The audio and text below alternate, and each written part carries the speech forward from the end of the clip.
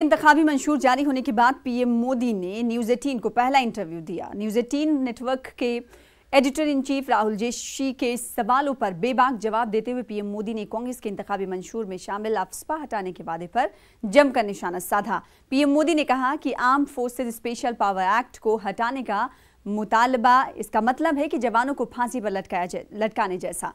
वो इस एक्ट को किसी भी कीमत पर हटाने नहीं देंगे। अफस्पा को कैसे देखते हैं? क्या कोई एक टाइम बाउंड वे में उसको वो किया जाएगा?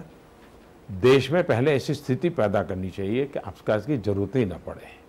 जैसे हमने अरुणाचल में परिस्थिति पैदा की तो कुछ जिलों से हमने हटाया, हमने कुछ राज्यों में से हटाया। 1980 के बाद पहली बार हटाने का काम हमने किया है, लेकिन कानून को तो बनाए रखा है। सरकार के पास हथियार तो होना ही चाहिए ताकि जवानों को एक सुरक्षा मिले, तब जवान मोरली लड़ सके।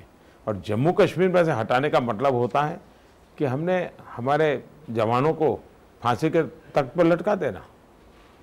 मैं देश के जवानों के साथ ऐसा नहीं होने दूंगा।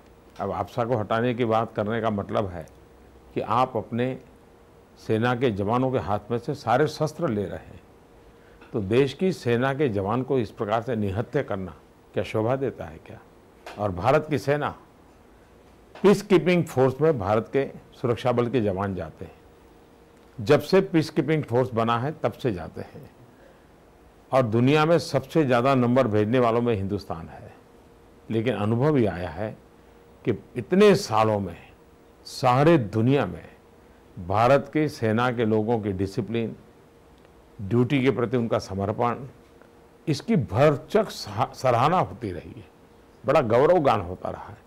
आज हमारे ही देश के एक दल जो 50-60 साल तक सरकार चलाता रहा, वो आज इस प्रकार की भाषा बोले, इससे बड़ा दुर्भाग्य क्या हो सकता है? बीजेपी का इंतखाबी मंशूर जारी होने के बाद पीएम मोदी का पहला और मुकम्मल एक्सक्लूसिव इंटरव्यू देखिए आज शाम।